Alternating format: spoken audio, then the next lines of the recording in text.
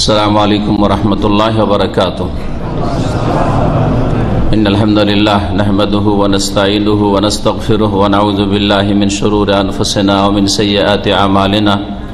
من يهده الله فلا مضل له ومن يضلل فلا هادي له. وأشهد أن لا إله إلا الله وحده لا شريك له وأشهد أن محمدا عبده ورسوله صلى الله تعالى عليه وعلى آله وصحبه وسلم تسليما كثيرا. يا أيها الذين آمنوا اتقوا الله حق تقاته ولا تموتن إلا وأنتم مسلمون. يا أيها الناس اتقوا ربكم الذي خلقكم من نفس واحدة وخلق منها زوجها وبث منهما رجالا كثيرا ونساء واتقوا الله الذي تساءلون به والأرحام إن الله كان عليكم رقيبا.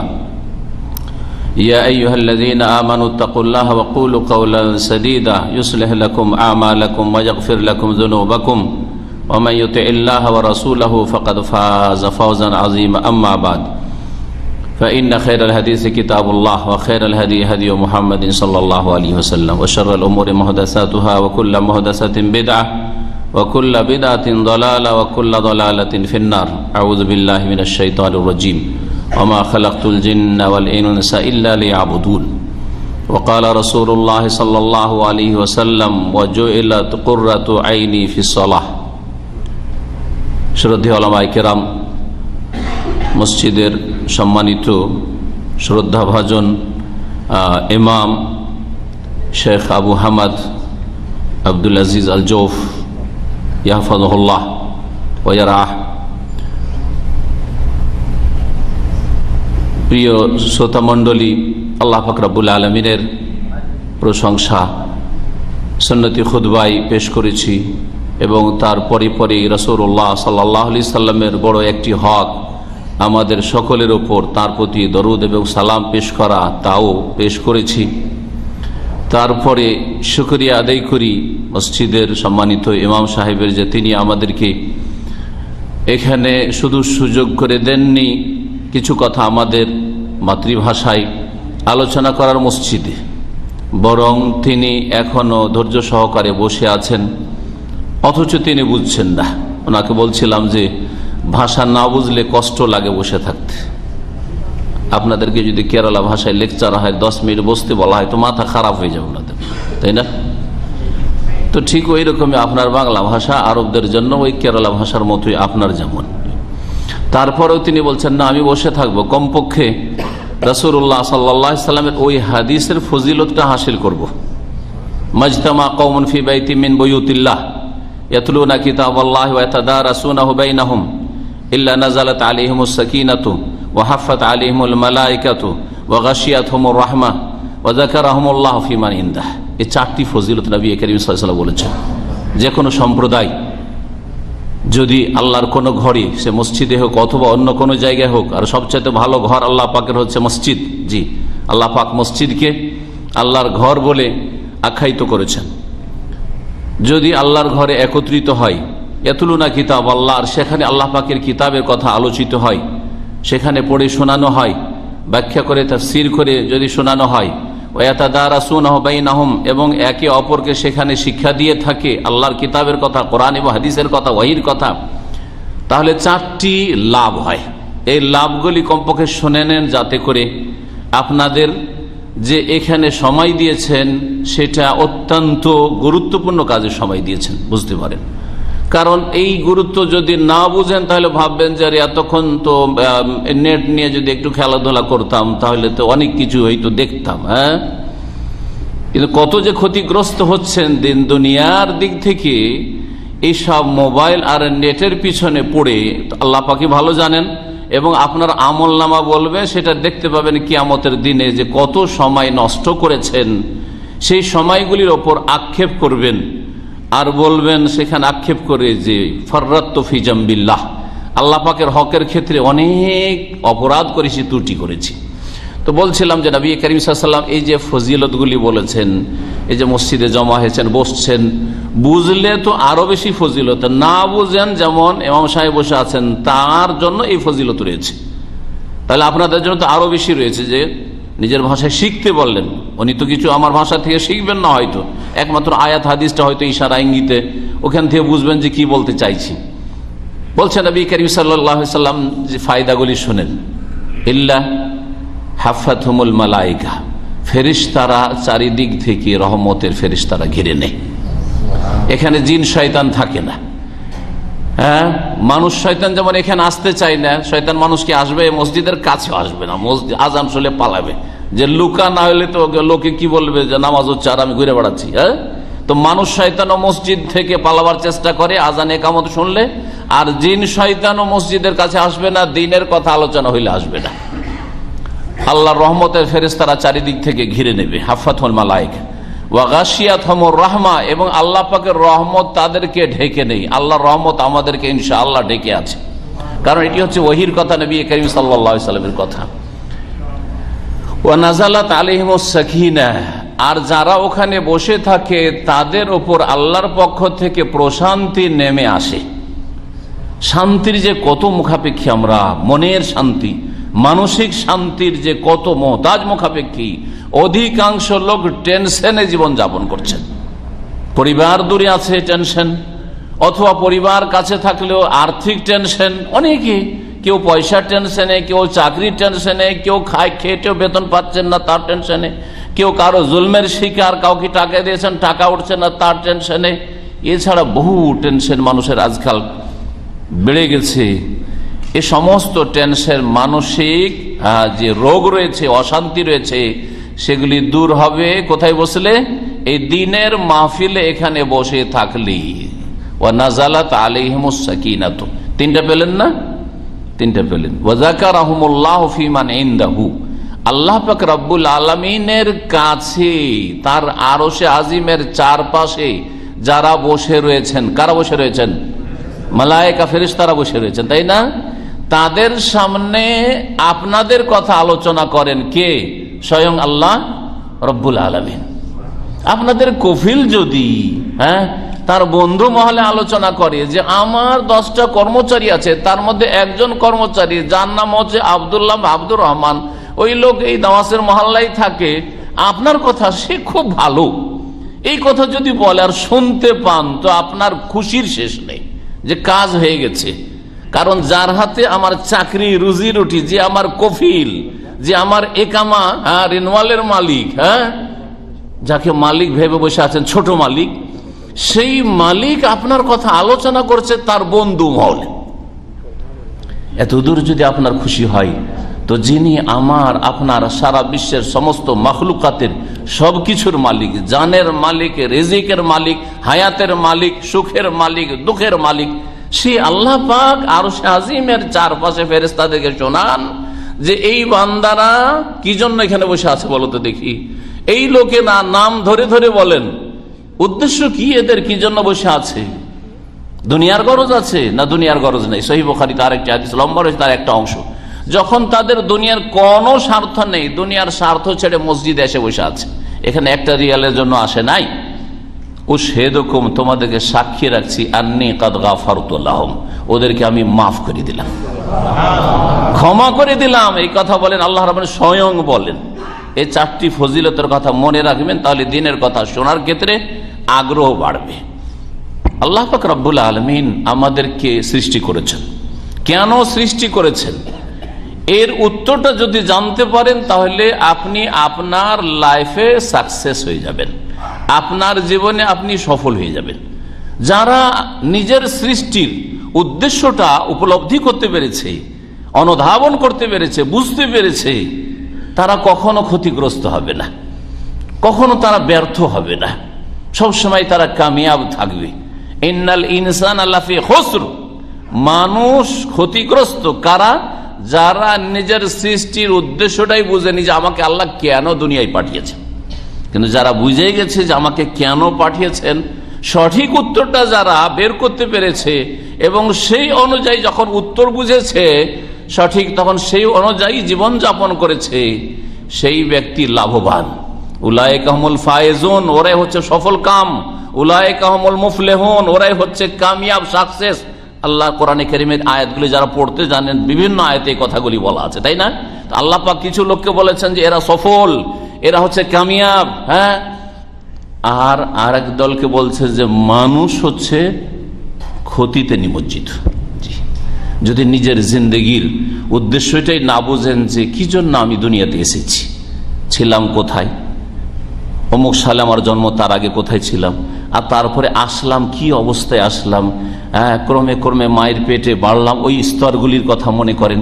তারপরে মায়ের পেট থেকে বেরিয়ে আসলেন কত অসহায় দুর্বল হয়ে, তারপরে দুনিয়াতে বেরিয়ে আসার পরও কত অসহায় দুর্বল থাকলেন যে সামনে পেশাব পায়খানা যা কিছু পড়ুক উঠিয়ে মুখে ঢুকিয়ে নিতেন। এমন একটা সময় প্রত্যেকের ওপর কেটেছে, কাটেনি? 1.5 বছর 2 বছর বয়স, 1 বছর বয়স, হামাগুড়ি দেন আর মাটিও খান, পোকাও খান, আর যদি পেশাব পায়খানা আল্লাহ না করে সামনে পড়ে যায় তাও ঢুকিয়ে দিয়েছেন। হয়নি কি এটা? তারপরে এত সুন্দর মানুষ হয়েছেন, ফি আহসানে তাকওয়িম, উত্তম অবয়বী সুন্দর গঠন দিয়ে আল্লাহ সৃষ্টি করেছেন।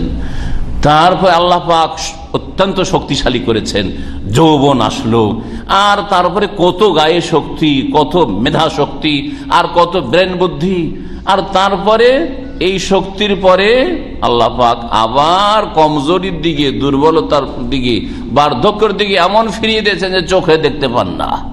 এখন ইমাম সাহেব সালাম করতে আমাকে চিনে গেছেন, ভাবছি আমি যে উনি দেখতে পাচ্ছেন, না দেখলে আমাকে চিনলেন কি করে, এই কথা আমি ভাবছি। শেষখানে উনি বলছেন যে আমি আবার আঙ্গুলটাও আমি দেখতে পাচ্ছি না এই 4 মাস থেকে। সুবহানাল্লাহ, আল্লাহ যেন ওনার দৃষ্টি শক্তি ফিরিয়ে দেন।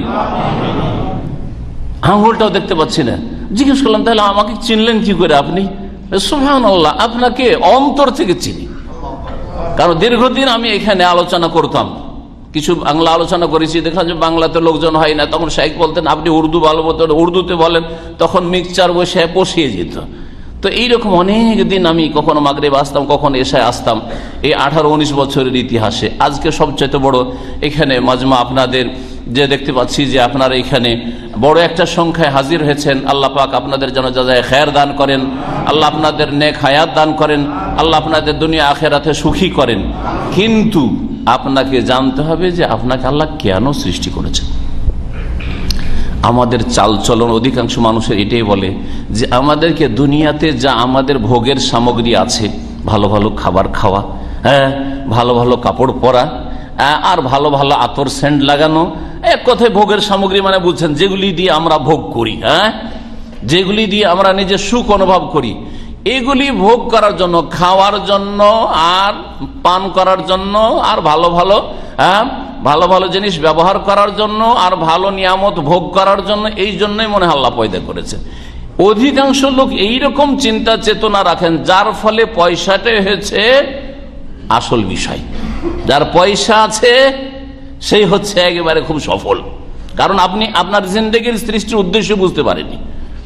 যারা বলে পয়সা হলেই মানুষ আমাকে চেনবে, আজকালকার একটা ভাষা, দেশেও গেলে এইরকম অধিকাংশ লোকের কাছে শুনি, যার পয়সা নেই ওকে কে পুছে কে চেনে, মানে পয়সাতে যেন চেনবে। তার মানে আপনাকে আমাকে যেন আল্লাহ পয়সার জন্য পয়দা করেছেন। পয়সা কি জন্য দরকার? ভালো খেতে হবে, ভালো পড়তে হবে, আর ভালো ভোগ করতে হবে, সেই জন্য পয়সার দরকার। না হলে পয়সার কি দরকার ছিল?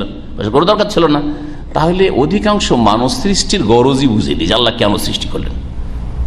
জি, যেন আমাদেরকে পানাহারের জন্য পয়দা করেছেন, ভোগ বিলাসের জন্য আল্লাহ পয়দা করেছেন। যা কিছু তোমাদের চারপাশে আছে আর তোমরা ভোগ করতে পারো, ভোগ করে এই জন্য আল্লাহ পয়দা না, এই জন্য আল্লাহ পয়দা করেননি। বরং এর উল্টো করে ধরেন, আমার কথাটি ভালো করে সূক্ষ্মভাবে বুঝেন, বরং আল্লাহ পাক এই খাওয়া দাওয়া, পানি আর আমাদের ভোগের সামরিক কাপড় চোপড় আর যেসব নিয়ামত রয়েছে, এইগুলি ব্যবহার করে সুস্থ থেকে আল্লাহ পাক তাঁর ইবাদতের জন্য সৃষ্টি করেছেন। কারণ যদি আমরা ভালো না খাই, আর ভালো পোশাক না পরি, আর ভালো পরিবেশে না থাকি, নোংরা পরিবেশে থাকি, তাহলে অসুস্থ হয়ে পড়বো। অসুস্থ হইলে আমরা নিজে চলতে পারবো, অচল হয়ে যাব। অচল হয়ে গেলে আল্লাহর ইবাদত বন্দেগীর হক আদায় করতে পারবো না। তাহলে দুনিয়াটা এই জন্য ব্যবহার করছি যে এটা দিয়ে আমরা সাহায্য নেব, এটা দিয়ে আমরা হেল্প পাবো। কিসের জন্য? ওমা খালাকতুল জিন্না ওয়াল ইনসা ইল্লা লিয়াবুদুন, আমি জিন এবং মানুষকে আমার ইবাদতের জন্য সৃষ্টি করেছি, যাতে করে ইবাদত সুন্দর করে করতে পারি। চিন্তা করুন, যদি আপনি ভালো পুরোপুরি সুস্থ থাকেন আর মনে করেন যে আমি সারা রাত জাগবো, অসুবিধা আছে নাকি? সারা রাত জাগবো, 3-4 ঘন্টা ঘুমাই, তারপরও ক্লান্তি লাগে না। আমরা ছোটকালে জীবনেও কখনো দিনে ঘুমাইনি, ওই যে রাতে যেটুকু ঘুম হয়ে গেছে সারাদিন দৌড়িয়ে বেড়িয়েছি। এদিক ওদিক দৌড়াদৌড়ি ছোটাছুটি, বাপ মা হয়তো বলেছে শুয়ে যা শুয়ে যা, শুইনি, ঠিক কিনা? এখন একটা দিন যদি দিনে একটু বিশ্রাম না করা হয়, রাতের ঘুমের পরে হয় সকালবেলা ঘুমাইছেন সৌদি আরবের পরিবেশে, এখানে সকালবেলা যাদের ডিউটি নেই একটু ঘুমাবার সময়, ফজর পর যারা নামাজ পড়েন তারাও একটু ঘুমাবার চেষ্টা করেন। আর যদি সকালবেলা না ঘুম হয় তো দুপুরবেলা তো একটু ঘুমাইতে হবে, না হলে সন্ধ্যাবেলা আসর পরে অবস্থা খারাপ। চেয়ারে বসেও ডিউটি করতে পারেন না, চেয়ারে বসেও ডিউটি করতে পারছেন না, ঝিমাচ্ছেন বা ওখানে ঘুমাচ্ছেন। অনেকে অফিসে গিয়ে চেয়ারে বসে বসে দেখছেন যে কেউ তো দেখার নেই, ক্যামেরাও নেই, অসুবিধা নেই, ঘুমাচ্ছেন হয়তো। জি, এই হচ্ছে আমাদের যখন ধীরে ধীরে বয়স বেড়েছে তখন অবস্থা। বলছিলাম যে আল্লাহ রাব্বুল আলামিন আমাদেরকে তাঁর ইবাদত বন্দেগীর জন্য সৃষ্টি করেছেন, এটা হচ্ছে আমাদের সৃষ্টির উদ্দেশ্য, এটাকে বুঝতে হবে। আমরা মুসলিম, মুসলিম যদি কেউ না হয় তাহলে তার জন্য সবচেয়ে বড় ইবাদত হচ্ছে আল্লাহ পাকের তৌহিদ প্রতিষ্ঠা করা, মানে আল্লাহ যে এক ও একক, তার সত্তাই জাতে, তার সিফাত তার গুণে, আল্লাহ তার কাজেও এক, আল্লাহ তার ইবাদত বন্দেগী তো এক, সব কিছুতে আল্লাহ এক ও একক। কুল হু আল্লাহু আহাদ, হে নবী বলে দাও যে আল্লাহ এক ও একক। এই কথা একজন অমুসলিমকে বলবো, যা মুসলিম সমাজে যারা জাতিতে মুসলিম কিন্তু কবরে সেজদা করে, মাজারে সেজদা করে, মনে করে ওখান থেকে সবকিছু পাওয়া যায়, তাদেরকে ওই কথাই বলবো। কিন্তু যারা এইসব শিরকি আকীদা রাখেন না, তাদের জন্য সবচেয়ে বড় ইবাদত হচ্ছে, যেই জন্য আল্লাহ পাক সৃষ্টি, বহু ইবাদত রয়েছে, অন্তরের ইবাদত, জবানের ইবাদত, প্রত্যেকটি অঙ্গ প্রত্যঙ্গের ইবাদত রয়েছে, কিন্তু সবচেয়ে বড় ইবাদত, এবং যে ইবাদতে অনেকগুলি ইবাদত শামিল রয়েছে, অনেক ইবাদত তাতে রয়েছে, কয়েক রকমের ইবাদত রয়েছে, সেই ইবাদতটির নাম হচ্ছে আস-সালাহ। কি সালাত মানে? কি নামাজ, যেটাকে আমাদের দেশের ভাষায় উর্দু, ফার্সি, বাংলায় নামাজ বলছেন। 5 ওয়াক্ত সালাত আদায় করা সবচেয়ে বড় ইবাদত, যে জন্য আল্লাহ পাক আপনাকে পয়দা করেছেন। আপনি একজন মুসলিমের সন্তান হয়ে যদি 5 ওয়াক্ত 17 রাকাত নামাজ না পড়েন, 15 পড়েন, 9-6 করেন, কোনদিন পুরা, কোনদিন কম, কোনদিন কিছু, আপনার খেয়াল খুশি পড়লেন, তাহলে আল্লাহ পাকের ইবাদত করলেন না। আপনি আল্লাহ পাকের ইবাদত আল্লাহ যেইভাবে চেয়েছেন ওইভাবে করতে হবে না, আপনার মন মোতাবেক করতে হবে। আমাদের মালিকদের উদাহরণ দিই। আপনার ডিউটি সকাল 6টা থেকে, যদি 8 ঘন্টার ডিউটি হয় তাহলে কত ঘন্টা হবে? হ্যাঁ, 6-6 12, আর 2 ঘন্টা, দুটাতে শেষ, তাই না? 10 ঘন্টা হইলে আর 4টা হলো। জি, এটা মালিক চাইছে যে তোর ডিউটি হচ্ছে সকাল 6টা থেকে, একটা উদাহরণ দিলাম, 8টা থেকে এতটা থেকে এতটা পর্যন্ত তোর ডিউটি। এটা কে চাইছে? মালিক চাইছে। আপনি বলছেন না ওইভাবে তো আমি ডিউটি করতে পারবো না, ডিউটি আপনার করে দেবো, 8 ঘন্টা বলছেন 8 ঘন্টাই করে দেবো, 10 ঘন্টা বলছেন 10 ঘন্টাই করে দেবো, যেটা চুক্তি আছে, কিন্তু আমি আমার সুবিধা মতো করবো। আপনি 6টা বলছেন না, আমাকে সকালে ঘুমানো লাগবে, আমি 8টা থেকে 9টা থেকে আমি সন্ধ্যা পর্যন্ত ডিউটি করে দেবো। মালিক বলছে তোকে 2 বেলা দোকানে ডিউটি করতে, আপনি বলছেন না আমি 1 বেলা একটানা ডিউটি করে দেবো, নো ব্রেক, কোনো ব্রেক ট্রেক না, হ্যাঁ, আর আমি ওই সন্ধ্যাবেলা রাত্রে ডিউটি করতে পারবো না। চলবে? আপনাদের চলবে না, আমাদেরও চলবে না। চলবে? আমরা যদি বলি যে সকাল থেকে ডিউটি করো, বিকালবেলা ফ্রি, ছেলে মেয়ে নিয়ে একটু সন্ধ্যাবেলা ফ্রি হয়ে থাকলাম, সংসারের সাথে থাকলাম, চলবে কি? রাখবে? একদিনও রাখবে না। রাখবে কি? এক্সিট লাগিয়ে কোথায় পাঠিয়ে দেবে? দেশে পাঠিয়ে দেবে, দেশে পাঠিয়ে দেবে, ঠিক কিনা? আল্লাহ পাক রব্বুল আলামিন বলছেন খামসু সালাওয়াতিন ফি কুল্লি ইয়াউমিন ওয়া লাইলা, 5 ওয়াক্ত নামাজ পড়তে হবে প্রত্যেক দিন রাতে। আর 5 ওয়াক্ত নামাজে আল্লাহ পাক নামাজ ভাগ করে দিয়েছেন, আপনাদের সকলে জানা আছে। ফজরে কত ফরজ, জোহরে কত রাকাত ফরজ, আসরে কত ফরজ, মাগরিবে কত ফরজ, এশায় কত ফরজ, টোটাল কত ফরজ? 17 রাকাত ফরজ। আপনি যদি বলেন যে ওতে কম করব, চলবে?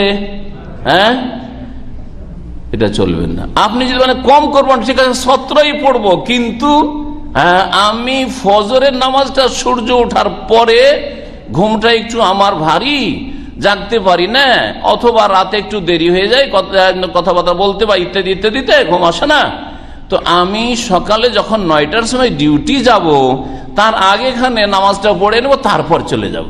চলবে? কফিলের কাছে চলবে না, কিন্তু আল্লাহর কাছে চলবে। তাই এই তো অবস্থা আমাদের চরিত্র তো এইটাই। কফিলের কাছে ডিউটিতে চলে না যে 6টায় ডিউটি আমি 8টা থেকে করবো, এটা চলছে না, খরচ লাগিয়ে পাঠিয়ে দিচ্ছে। কিন্তু আল্লাহ রাব্বুল আলামিন আপনাকে ছেড়ে দিবেন নাকি? আপনাকে ইবাদতের জন্য সৃষ্টি করা হয়েছে, আল্লাহর ইচ্ছা অনুযায়ী ইবাদত করতে হবে।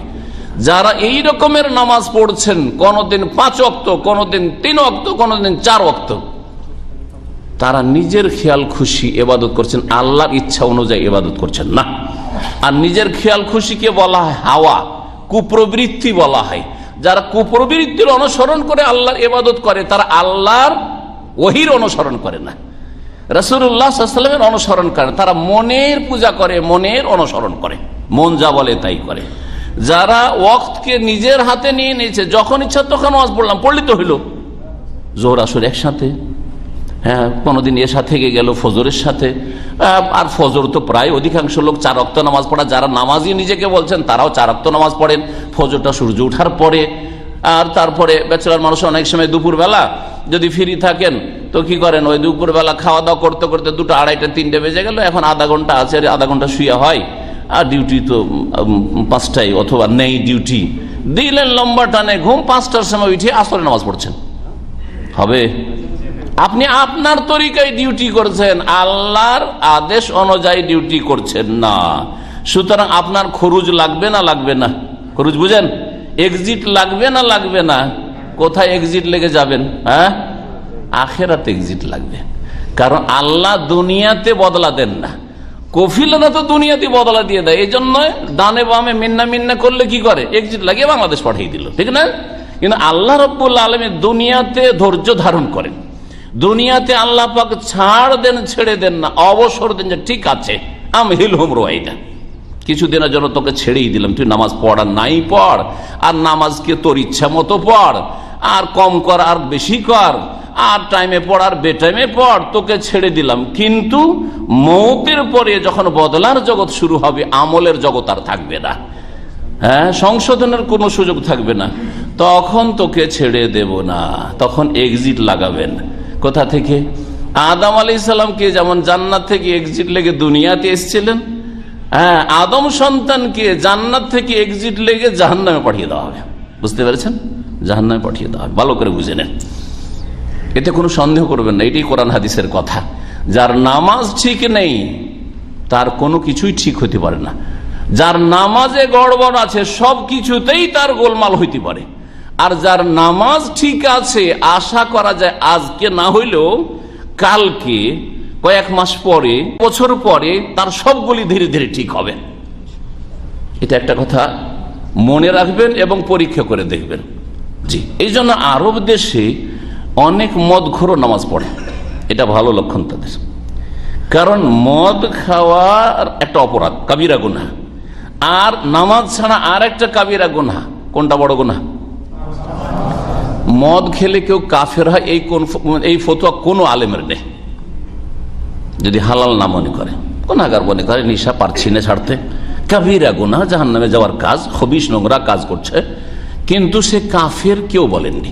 কিন্তু নামাজ না পড়লে মুসলিম থাকে না, এটা গবেষক মুহাক্কিক অনেক ওলামাদের ফতোয়া, এবং এটাই হচ্ছে সাহাবাই কেরামদের ইজমা, ঐক্যমত। এবং সাহাবাই কেরামদের মাঝে যারা মুনাফিক ছিল তারাও নামাজ পড়তো। তারা কি করতো? নামাজ পড়তো। বিশ্বাস না হলে শুনেন, নবী করিম সাল্লাল্লাহু আলাইহি ওয়াসাল্লাম বলছেন, এ কথা বলেননি যে মুনাফিকরা ফজর নামাজ পড়ে না, এ কথা বলেননি যে মুনাফিকরা আসর নামাজ পড়েন না, এশার নামাজ পড়েন না, এ কথা বলেননি। বলছে ইন্না আসকালা সলাতি আলাল মুনাফিকিনা সলাতুল ইশা ওয়া সালাতুল ফজর, সবচাইতে ভারী নামাজ। নামাজ পড়ে কিন্তু ভারী লাগে, বোঝা লাগে। নামাজ পড়ে কিন্তু অলসতার সাথে পড়ে। নামাজ পড়ে মুনাফিক যাদের অন্তরে আল্লাহ পরকাল বিশ্বাস ছিল না, রাসূল সাল্লাল্লাহু আলাইহি ওয়াসাল্লাম অন্তর থেকে ঘৃণা করত, তারাও এশার ফজর পড়তো, কিন্তু খুব ভারী লাগতো তাদেরকে। দুনিয়ার স্বার্থে নামাজ পড়তো, জান বাঁচাইবার জন্য নামাজ পড়তো। হ্যাঁ, নবী সাল্লাল্লাহু আলাইহি ওয়াসাল্লামের কাছে মুসলিম বলে নিজেকে পরিচয় দেওয়ার জন্য নামাজ পড়তো। নবী করিম সাল্লাল্লাহু আলাইহি সাল্লাম যখন ধন সম্পদ, গনিমত আর ফাই, বিভিন্ন ধন সম্পদ ভাগ করে দেবেন, তাতে যাতে উট পাওয়া যায়, ঘোড়া পাওয়া যায়, আরো কিছু মাল সামান পাওয়া যায়, এই গরজে নামাজ পড়তো। তা আল্লাহ পাক রব্বুল আলামিন শাইখ বলছেন, আয়াতগুলি আয়াতগুলিতে আরো শক্ত কথা বলা হয়েছে। আয়াত ওই জন্য শক্ত কথা আমি বলছিলাম না, কিন্তু উনি যখন বলে দিলেন ওটা তর্জমা করি। আল্লাহ বলছেন যে আসলে নামাজ না পড়লে মুসলিম থাকে না, তোমাদের মুসলিম ভাইও হয় না। ফাইন তাবু আকামুস সালাতা ওয়া আতাউজ যাকাতা ফাইখওয়ানুকুম ফিদ-দ্বীন, সূরা তাওবা আল্লাহ বলছেন তারা যদি তওবা করে, যারা বেনামাজি হয়ে আছে, আধা নামাজি হয়ে আছে, তারা যদি তওবা করে এখনো ফিরে যায়, ওয়া আকামুস সালাতা, আর নামাজ কায়েম করা শুরু করে, ওয়া আতাউজ যাকাতা, আর যাকাত ফরজ হলে যাকাত দেয় যদি, ফাইখওয়ানুকুম ফিদ-দ্বীন, তাহলে তারা তোমাদের দ্বীনি ভাই। কে তারা? তারা তোমাদের দ্বীনি ভাই। তাহলে কি বোঝা গেল? যদি নামাজ না পড়ে তাহলে তারা দ্বীনি ভাই নয়। যেমন হিন্দু আপনার দ্বীনি ভাই না, ইহুদি খ্রিস্টান আপনার ভাই না, জি দ্বীনি ভাই না সে। হ্যাঁ, আপনারা আর একটা নতুন আর একটা নাম বের করতে পারেন যে দেশি ভাই, হ্যাঁ, কিন্তু দ্বীনি ভাই না, দ্বীনি ভাই না। ওসব দেশি ভাই টেশি ভাই ওসব ইসলামে নেই। ইসলাম আছে ইন্নামাল মুমিনুনা ইখওয়া, সূরা হুজরাত আল্লাহ বলছেন মুমিনরা একে অপরের ভাই। তো এই মুমিনরা যে পরস্পর ভাই, হ্যাঁ, এই সম্পর্ক কখন থাকবে? তওবা করে ঠিক করে নামাজ যদি কায়েম করেন 5 ওয়াক্ত, তাহলে মুসলিম ভাই থাকবেন, না হলে থাকবেন না। এটাই ছিল সাহাবায়ে কেরামদের ঐক্যবাদ। বলছিলাম যে নবী করিম সাল্লাল্লাহু আলাইহি ওয়াসাল্লাম বলছেন ইন্না আসকালা সলাতি আলাল মুনাফিকিনা সালাতুল ইশা ওয়া সালাতুল ফজর, সবচাইতে ভারী নামাজ মুনাফিকদের জন্য এশার নামাজ আর ফজর নামাজ। গ্রামে অন্ধকারে এশাতে যেতে ঝামেলা লাগে, আরে বন জঙ্গল সাপ বিচ্ছুর দেশ, হ্যাঁ, কোথায় আর যাও এশাতে? এশাতে যেতে ভারী লাগে, লাইট বিদ্যুৎ না থাকলে। এককালে ওইরকম খুব এশা ভারী লাগতো, একটা যুগ ছিল গ্রামবাসীকে, কারণ লাইন টাইন ছিল না, বিদ্যুৎ ছিল না দেশে। এটা হচ্ছে মুনাফিকের লক্ষণ। আর ফজর নামাজ শহরের লোকে ভারী লাগে, কারণ সারা রাত টিভি দেখবে, আর আজকাল ইন্টারনেটে পড়ে থাকবে, আর তার 12টা 1টা 2টা তো দেখা যায় অনলাইন আছেও, রাত 2টার সময় অনলাইন, 12টার সময় অনলাইন। যদি এইরকম থাকে 3-4 ঘন্টা ঘুমিয়ে কি করে বা উঠবে? উঠতে পারে না। এই জন্য শহরের মুনাফিককে ফজরে চেনা যায়, আর গ্রামের মুনাফিককে এশাতে চেনা যায়। নবী করিম সাল্লাল্লাহু আলাইহি ওয়াসাল্লাম বলছেন যে মুনাফিকরা নামাজ পড়তো না, এই কথা বলেন নেই। মুনাফিকরা নামাজ পড়তো, কিন্তু ভারী লাগে তাদের এশার নামাজ আর ভারী লাগে ফজরের নামাজ। আপনি এখন নিজেকে ওজন করেন দাড়ি পাল্লায়, আপনাকে কি এশার নামাজ পড়তে ভারী লাগছে? যদি ভারী লাগে তাহলে মুনাফিকই আছে আপনার প্রতি। আপনাকে এশা ভারী লাগে না, আজকাল লাইট আছে মাশাআল্লাহ, আর এশা সৌদি আরবে তাড়াতাড়ি 1 ঘন্টা 1.5 ঘন্টার মধ্যে মাগরিব পরে হয়ে যাচ্ছে। এশাটা খুব সহজ লাগছে সৌদি আরব বিশেষ করে। তো ফজর যদি ভারী লাগে আপনাকে, আরে উঠতে খুব কষ্ট লাগে, উঠতে তো পারি না, আর কেউ যদি উঠিয়ে দেয় তো মেজাজটা খারাপ হয়ে যায়। হ্যাঁ, কেউ যদি উঠে রুম থেকে নামাজ পড়তে যায় তাহলে তার সাথে ঝগড়া বাঁধিয়ে দেন আপনি। হ্যাঁ, আমাদের ঘুম খারাপ করছে, এই করছে সেই করছে, তাহলে মনে করবেন যে পাকা মুনাফিক। পাকা মুনাফিক। মুনাফিকদেরকে ফজর নামাজ ভারী লাগে আর এশার নামাজ ভারী লাগে। আল্লাহ পাক যেন নামাজকে হালকা মনে করার তৌফিক দান করে। আমরা রাসূলুল্লাহ সাল্লাল্লাহু আলাইহি ওয়াসাল্লামকে ভালোবাসি না? কম ভালোবাসি না বেশি? ভালোবাসার দাবি কি? একটা সাধারণ কোনো মানুষকে, আপনার দেশের বা কোনো মুসলিম ভাইকে, অন্য দেশেরও অনেক সময়, কিন্তু খুব ভালোবাসেন। রাত 3টার সময় যদি ওর ফ্লাইট থাকে দাম্মাম এয়ারপোর্টে, আর আপনাকে বলে চল আমাকে একটু বিদায় করে এসো দেশে, আপনি বলবেন যে যাব না? কখনো বলবেন না, কারণ ওকে ভালোবাসেন। সাধারণ একটা মানুষকে ভালোবাসছেন, রাত 3টে 2টোর সময়, সারা রাতের ঘুম খারাপ, সকালে ডিউটি আছে, যাক একদিনের বেতন কাটবে, তাও আমি একে ভালোবাসি, সুতরাং একে বিদায় করতে আমাকে এয়ারপোর্টে যেতে হবে। করছেন না? হ্যাঁ, পয়সাকে ভালোবাসছেন, একটা রিয়াল কাটতে দেবেন না। ওই জন্য ফজরের আগে, শীতকালে ফজরের আগে মানুষ দাঁড়িয়ে থাকে ডিউটি করার জন্য। অনেক দূরে যারা ডিউটি যায়, ঠান্ডাতে কনকনে ঠান্ডাতে দাঁড়িয়ে আছে, বাস ধরার জন্য, গাড়ি ধরার জন্য, গাড়ি আসবে রাস্তায় দাঁড়িয়ে আছে, কোম্পানি গাড়ি ধরার জন্য। পয়সাকে ভালোবাসেন সেই জন্য। রাসূলুল্লাহ সাল্লাল্লাহু আলাইহি ওয়াসাল্লামকে ভালোবাসেন, বললেন তো যে ফুল ভালোবাসেন না 50-50? হ্যাঁ, ভালো করে ভালোবাসেন, যেমন ভালোবাসতে হয়। হ্যাঁ, মায়ের মতো, বাপের মতো, ওর চাইতে কম নাকি? জি না, যে বলছেন ওর চাইতে কম, ওর চাইতে বেশি, তাই না? নবী মুহাম্মদ রাসূলুল্লাহ সাল্লাল্লাহু আলাইহি ওয়াসাল্লাম, লা ইউমিনু আহাদুকুম হাত্তা আকুনা আহাব্বা ইলাইহি মিন ওয়ালিদিহি ওয়া ওয়ালাদিহি ওয়ান নাসি আজমাইন। অতক্ষণ তোমাদের কেউ সত্যিকার মুমিন মুসলিম হতে পারবে না যতক্ষণ পর্যন্ত তার কাছে আমি অধিক প্রিয় না হয়ে যাব মিন ওয়ালিদিহি, তার মাতা পিতার চাইতে, আপনার মা বাবার চাইতে বেশি আপনাকে রাসূলুল্লাহ সাল্লাল্লাহু আলাইহি ওয়াসাল্লাম ভালোবাসতে হবে। আমাকে ফরজ আল্লাহ করেছেন যে আমি যেন আল্লাহকে এবং তার রাসূলকে মা বাবার চাইতে বেশি ভালোবাসি।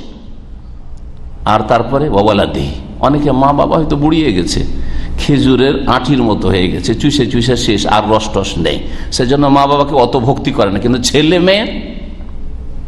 মেয়ের ক্ষেত্রে, মা বাবার ক্ষেত্রে যখন বিছানা ধরে নেয় বা খরচ খরচা খুব বেড়ে গেছে, লাখ লাখ টাকা লাগছে চিকিৎসায়, তখন চিন্তা করেন যে আরে হ্যাঁ, মুখে না বললেও যে তাড়াতাড়ি চলে গেলে আরাম পেলাম হয়তো, তাই না? পেশাব পায়খানার কত টানবো, আর আমার বিবি বা কত টানবে, আর ও দেখাশোনা কে করবে, কে ওকে বাথরুমে নিয়ে যাবে, হ্যাঁ চলতে পারে না, দেখতে পাই না। মনে মনে অনেকের আসে যে তাড়াতাড়ি এই সহি সালামত বিদায় হয়ে যায়, আমরা একটু আরাম পাই। কিন্তু নিজের ছেলে মেয়ে এর একেবারে বিপরীত, তাই না? যখন ছেলে মেয়ে অসুখ হয়ে যায় তখন বাপ মার মনটা চায়, আল্লাহ আমার ছেলেটাকে অসুখ না হয় আমাকে যদি হইতো, হ্যাঁ উফ ছেলেটার কষ্ট হচ্ছে, ছেলেটার কষ্ট না হয় যদি আমারই হইতো। হ্যাঁ, নিজের অসুখের জন্য জীবনে কাঁদেনি আপনার স্ত্রী বা আপনি কাঁদেননি, কিন্তু ছেলের অসুখের জন্য সারা রাত জেগে আছে আর কাঁদছে। হ্যাঁ, আল্লাহ আমি মরে যাইতেন না, আমার ছেলে যেন না মরে, আমি মরে যাইতেন না, আমার মেয়েটা যেন না মারা যায়। বলেন না মনে মনে, মুখেও বলেন, মনে মনেও বলেন। তাহলে কত ভালোবাসেন, ওয়ালাদিহি ছেলে মেয়ের চাইতে বেশি ভালোবাসবেন কাকে? রাসূলুল্লাহ সাল্লাল্লাহু আলাইহি ওয়াসাল্লাম। ওয়ান নাসি আজমাইন, অনেক সময় হয় যে একজন অন্য মানুষ হয়তো, কিন্তু তার সাথে বিশাল স্বার্থ জড়িত আছে, তার মাধ্যমে আপনি বড় একটা নেতা হইতে পারবেন, তার মাধ্যমে আপনি কোটি কোটি টাকার মালিক হইতে পারবেন, তখন ওকে ভালোবাসেন দুনিয়ার গরজে। ওর চাইতে বেশি ভালোবাসতে, সমস্ত মানুষের চাইতে ভালোবাসতে হবে বেশি কাকে? রাসূলুল্লাহ সাল্লাল্লাহু আলাইহি ওয়াসাল্লামকে। তো রাসূলুল্লাহ সাল্লাল্লাহু আলাইহি ওয়াসাল্লামকে যখন সবচেয়ে বেশি ভালোবাসবেন, তো রাসূলের কাজগুলিকে সবচেয়ে বেশি ভালোবাসবেন না ঘৃণা করবেন? যে যাকে ভালোবাসে তার কাজগুলি ভালো লাগে দেখতে না খারাপ লাগে? আমাদের বাংলাতে একটা প্রবাদ আছে, যাকে দেখতে না পারি তার চলন বাঁকা, ঠিক না? যাকে দেখতে না পারি তার চলন বাঁকা, কিন্তু যাকে দেখতে পারি মানে দেখতে ভালো লাগে, ওর সাথে কথা বলতে ভালো লাগে, ওকে খুব ভালোবাসেন, ওর চলন বাঁকা লাগে, ও ভুল করলেও তার একটা ভালো ব্যাখ্যা করেন। আরে মানুষ মাত্রই ভুল হবে, তখন কি বলবেন?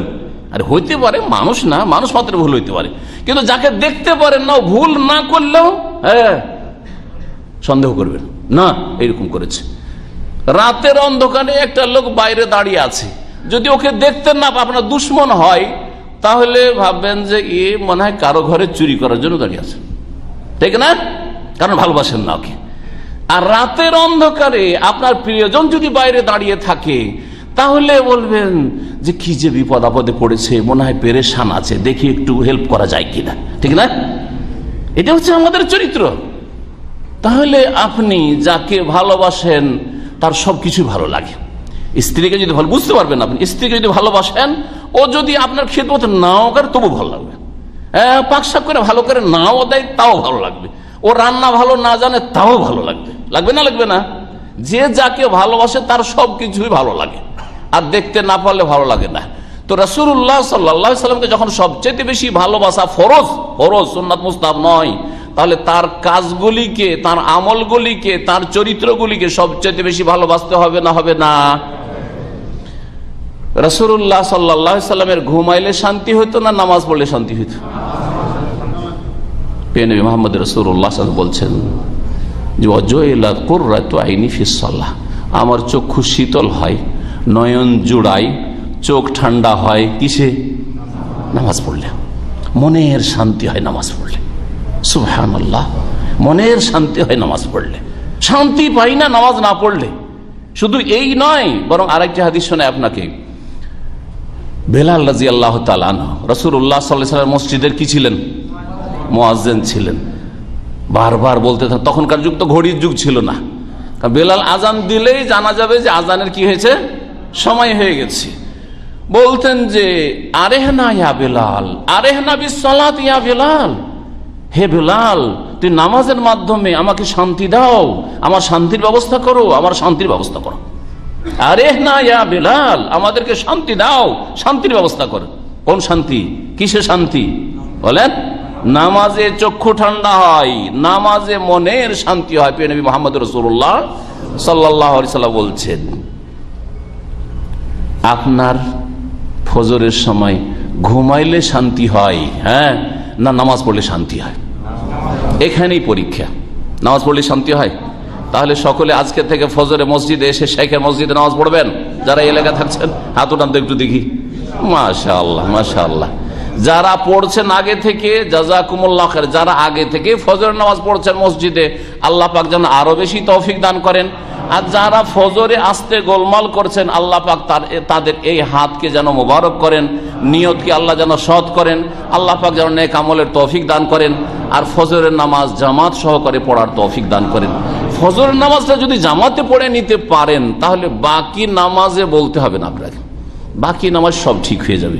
আর বলছিলাম যে নামাজ পড়লে মানুষ অন্য অন্য পাপ থেকে ধীরে ধীরে বাঁচতে পারে। কেমন করে বাঁচতে পারে, শুধু এই কথাটি বলে শেষ করে দিচ্ছি। যখন আপনি নামাজ পড়বেন, 5 বার মসজিদে নামাজ পড়তে আসছেন, কার সামনে হাজিরা দিচ্ছেন? আল্লাহর সাথে একটা সম্পর্ক আপনার গড়ছে না গড়ছে না? সম্পর্ক হচ্ছে। মনের অবস্থাটা পরিবর্তন হচ্ছে না হচ্ছে না? দুনিয়াতে লেগে গিয়েছিলেন, ব্যবসা বাণিজ্য, টাকা পয়সা, চাকরি, ডিউটি, একটু গাফেল হয়েছিলেন। যেমনই মসজিদে আসলেন আর খুশুর সাথে, একাগ্রতার সাথে, আল্লাহ অভিমুখী আল্লাহর দিকে ঝাঁপিয়ে পড়লেন, সিজদায় লুটিয়ে পড়লেন, আল্লাহকে ডাকলেন, মনের অবস্থা চেঞ্জ হচ্ছে, মানে উন্নতি হচ্ছে না? একটা সম্পর্ক হইল। এই সম্পর্কের মাধ্যমে এই যে কয়েক ঘন্টা জোহর আসরের মাঝখানে, আসর মাগরিবের মাঝখানে, অথবা মাগরিব এশার মাঝখানে, এশা ফজরের মাঝখানে গুনাহগুলি হইল, এই নামাজে যখন মসজিদে আসবেন তখন নিজেকে ধিক্কার দিবেন যে হায়রে, আমি ফজর নামাজ পড়ছি, আমি আসর নামাজ পড়ছি, 5 ওয়াক্ত নামাজ পড়ছি, আর আমার দ্বারা এই নোংরা ফিল্ম দেখা হয়ে যাচ্ছে, আমি মহিলা ছবি দেখছি, অথবা মহিলার সাথে আমি অতিরিক্ত কথা বলে ফেললাম, অথবা আমি একটা রিয়াল হারাম খেয়ে ফেললাম। মনকে ধিক্কার দেবেন না দেবেন না? এই মনকে ধিক্কার দেওয়া যে ছি আমি কি করলাম, এটা আমার মানুষের কাজ হলো, এটা আমার মুসলিমের কাজ হলো, একে বলা হয় নাফসে লাওয়ামা। লা উকসিমু বিয়াউমিল কিয়ামা ওয়া লা উকসিমু বিন-নাফসিল লাওয়ামা। এমন আত্মার কসম করেছেন আল্লাহ রাব্বুল আলামিন, যেই আত্মা নিজেকে ধিক্কার দেয় যে তুই কি করে এই গুনাহ করলি, কি করে এই ভুল করলি, কি করে এই অন্যায় করলি, কি করে এই ত্রুটি করলি, কি করে এখানে ফরজে ঘাটতি করলি।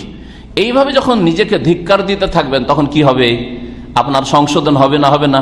না ধিক্কার দিয়ে ওই অবস্থায় থেকে যাবেন, এই কাজটা ঠিক হলো না, হ্যাঁ নাউজুবিল্লাহ, এই কাজটা ঠিক হলো না, আমি অন্যায় কাজ করলাম, তো সংশোধন তো হবে না, কিছুটা তো অগ্রগতি হবে। তো এই অগ্রগতির মাধ্যমে কি হবে? ধীরে ধীরে ইন্নাস সালাতা তানহা আনিল ফাহশাই ওয়াল মুনকার। নিশ্চয়ই আল্লাহ পাক কোরআনে কারিমে বলছেন যে সালাত, নামাজ বাধা দেয়, মানুষকে বিরত রাখে আনিল ফাহশা, অশ্লীল কথা কাজ থেকে, ওয়াল মুনকার, এবং অবৈধ অন্যায় কথা কাজ থেকে, সমস্ত পাপাচার থেকে, আর সমস্ত অশ্লীল কথা কাজ থেকে, নোংরামি থেকে নামাজ মানুষকে বিরত রাখে।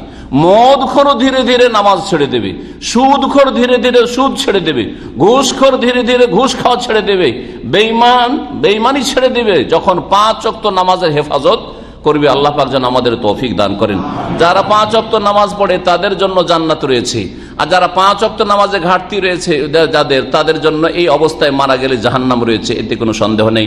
প্রিয় নবী মুহাম্মদ রাসূলুল্লাহ সাল্লাল্লাহু আলাইহি সাল্লাম বলেছেন, মান সাল্লাল বারদাইনে দাখালাল জান্নাহ। যেই ব্যক্তি আসরের নামাজ আর ফজরের নামাজ পড়ে নিতে পারবে সুন্দর করে, তার মানে বাকিগুলো তো অবশ্যই পড়বে তাহলে, তাই না? এগুলো হচ্ছে গাফিলতির সময়। হ্যাঁ, দুপুরে ঘুমিয়ে গেল, আসর গেল হয়তো অনেকের, আর ফজরে উঠতে পারছেন না। এর থেকে যদি মুক্ত হইতে পারেন তাহলে দাখালাল জান্নাত, সোজা জান্নাতে যেতে পারবেন। নবী করিম সাল্লাল্লাহু আলাইহি ওয়াসাল্লাম বলছেন, সহিহ বুখারীর হাদিস। আর একটি হাদিস শোনাই সহিহ বুখারী মুসলিমের, লাইয়ালে জান্নারা, কখনো জাহান্নামে যাবে না, মান সাল্লা কাবলা তুলুই শামসি ওয়া কাবলা গুরুবিহা, যারা সূর্য ডুবার আগের নামাজ পড়ে আর সূর্য উঠার আগের নামাজ পড়ে, মানে ফজরের নামাজ আর আসরের নামাজ যারা হেফাজতের সাথে পড়তে পারি। আল্লাহ পাক যেন 5 ওয়াক্ত নামাজ পড়ার তৌফিক দান করেন। আল্লাহ পাক আমাদের সকলকে জান্নাতুল ফিরদৌস দান করেন। আল্লাহ পাক আমাদের সমস্ত গুনাহ খাতা অতীতের যেন মাফ করে দেন। আল্লাহ পাক আমাদেরকে নেক মানুষ হিসাবে কবুল করে নেন। আল্লাহ পাক রব্বুল আলামিন আমাদের রুজিতে যেন বরকত দান করেন। যেসব ভাই বোনেরা আমাদের মুসলিম অসুস্থ রয়েছেন, পেরেশানিতে রয়েছেন, আল্লাহ পাক অসুস্থতা দূর করে দেন, পেরেশানি দূর করে দেন, বালা মুসিবত দূর করে দেন।